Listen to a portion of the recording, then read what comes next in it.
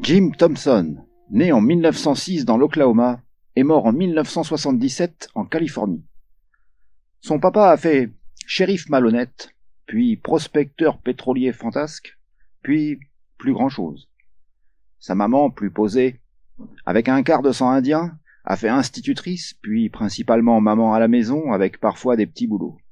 Un jeune Jim contraint de bosser de nuit dans un grand hôtel, alors qu'il n'était qu'adolescent. Et quand on est groom dans un grand hôtel en pleine prohibition, on est amené à fournir de l'alcool de contrebande aux clients, à assister, voire participer aux jeux d'argent illégaux avec des gars de la pègre, et même, moyennant rétribution, à mettre en relation des clients esselés et des femmes complaisantes. Alors, pour tenir le coup, on picole, on mange sur le pouce, à l'aube on fait une petite sieste, et puis on va à l'école.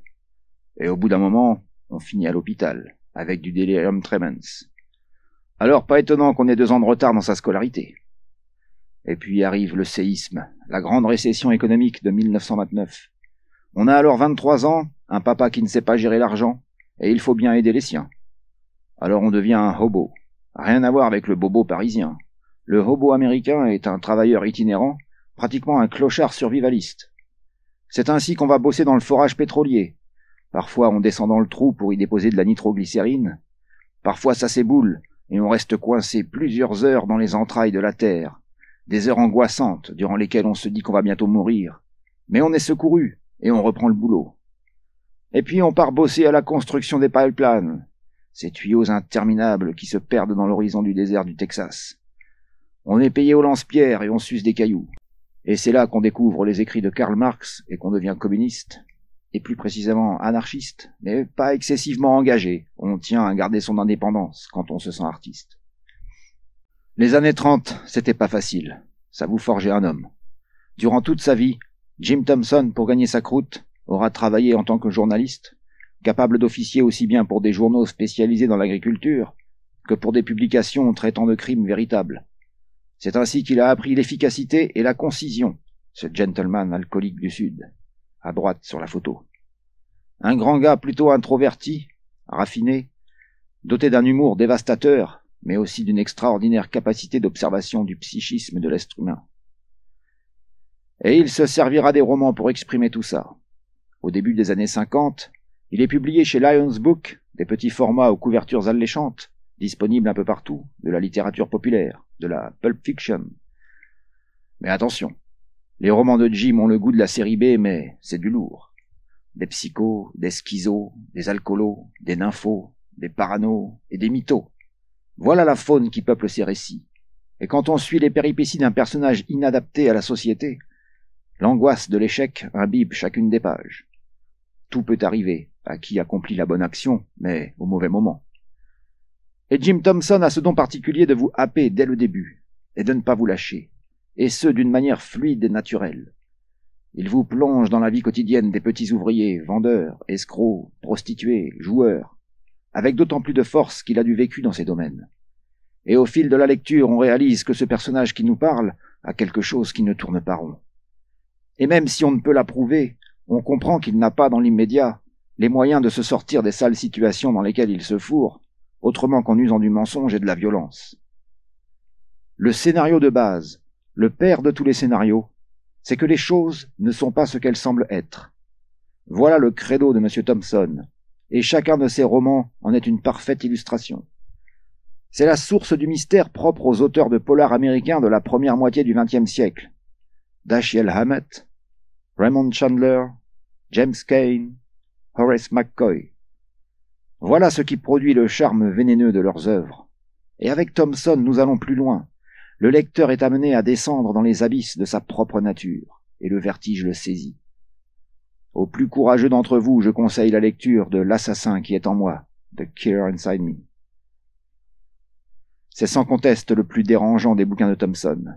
Il va vous secouer, il va vous faire mal. Un chef-d'œuvre dans son genre, à éviter pour les plus sensibles.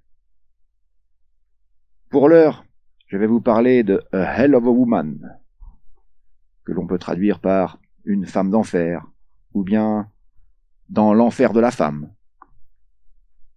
En effet, Frank Dillon ne se débrouille pas très bien avec les femmes. Vendeur de camelotes au porte-à-porte pour Pay Easy, une entreprise qui accorde facilement des crédits à des clients dans le besoin, et d'ailleurs une bonne partie du boulot consiste à faire payer leur mensualité aux récalcitrants. Il est marié avec Joyce, fainéante et imbuvable. Ça doit bien être son 3e mariage.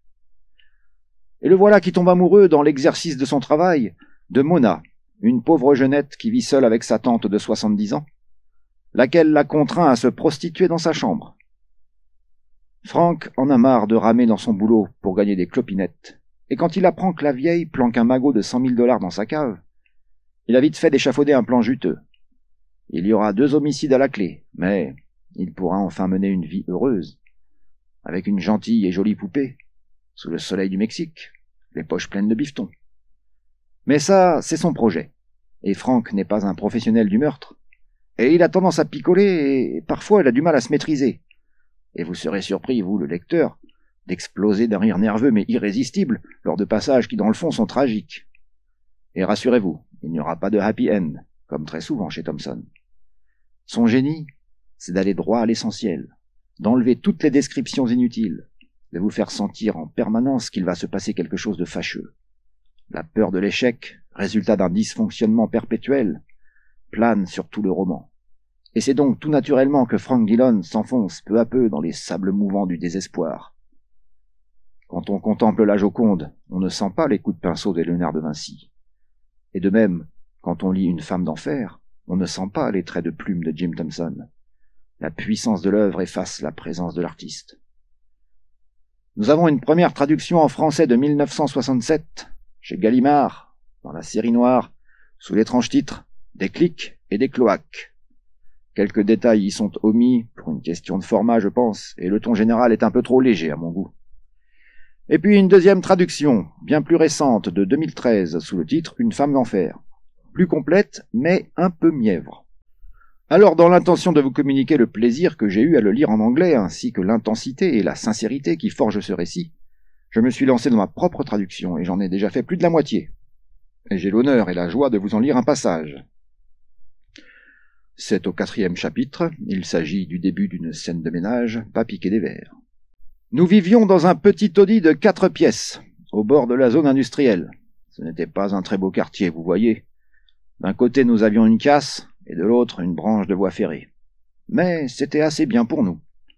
Nous étions aussi bien ici que n'importe où ailleurs. Que ce soit un palais ou une cabane, ce serait toujours le même résultat. Même si ce n'était pas un taudis au début, ça le deviendrait très vite. Il suffisait que nous nous y installions.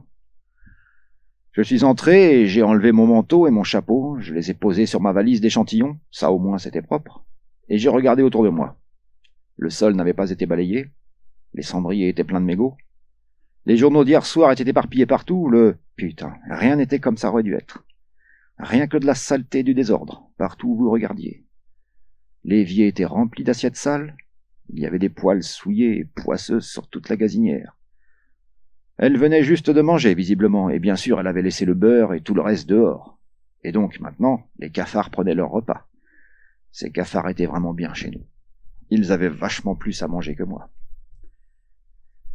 J'ai regardé dans la chambre, on aurait dit qu'un cyclone l'avait frappé.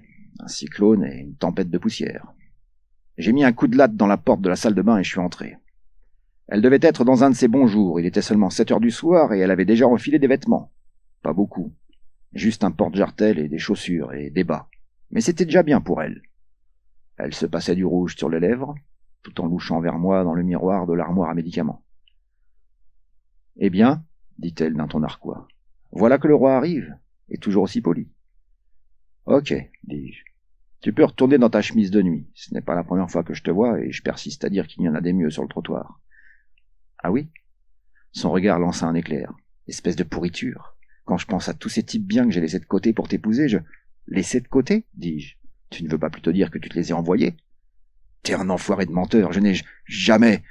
Elle laissa tomber le rouge à lèvres dans le lavabo et se tourna vers moi. Ah, Dolly chérie, qu'est-ce qui ne va pas chez nous? Nous? Comment ça, nous? Dis-je. Je suis dehors tous les jours, à bosser comme un dingue. Je me bousille la santé. Et qu'est-ce que j'ai en échange? Rien du tout, voilà ce que j'ai. Même pas un repas correct, ni un lit propre, ni même un endroit où je puisse m'asseoir sans que les cafards me grimpent dessus. Elle se mordit la lèvre. Je sais, Dolly. Mais ils n'arrêtent pas de revenir, ces insectes, quoi que je fasse. Et j'ai beau faire le ménage du matin au soir, cet endroit est toujours pareil. Eh bien, je crois que je suis fatigué, Dolly. Ça ne sert à rien de faire tout ça. On ne peut rien faire ici. L'évier est tout le temps bouché, et il y a des grosses fissures dans le sol, et tous ces autres endroits où nous avons vécu, j'imagine que tu les as tous tenus bien propres et bien rangés. Nous n'avons jamais vécu dans un endroit vraiment bien, Dolly. Un endroit où j'aurais pu faire quelque chose. Ça a toujours été des taudis comme ici. Tu veux dire que c'est devenu des taudis, dis-je. Après que tu aies bien glandé et traîné tes savates dedans, et que tu aies tout laissé partir en couille. C'est juste que t'en as rien à foutre, c'est tout. Putain de merde, si t'avais vu dans quoi ma mère vivait, et comment elle tenait bien son logement. Cette gosse dans un appartement rive droite, sans l'eau chaude, et tout qui brillait, et pas une tache. Et maintenant, un dernier conseil pour les gens qui voudraient approfondir le sujet, l'extraordinaire biographie Savage Art. Biographie de Jim Thompson, écrite par Robert Polito, publiée quelque part dans les années 90. Un gros bouquin écrit en petits caractères, dans un anglais pas très facile. Je n'ai pas l'impression, suite à quelques petites recherches sur Internet, qu'il ait été traduit en français. Donc, bon, pas facile à lire, hein, mais c'est la Bible de la personne qui veut connaître Jim Thompson. Et sur ce, je vous souhaite de bonnes lectures et vous dis à la prochaine.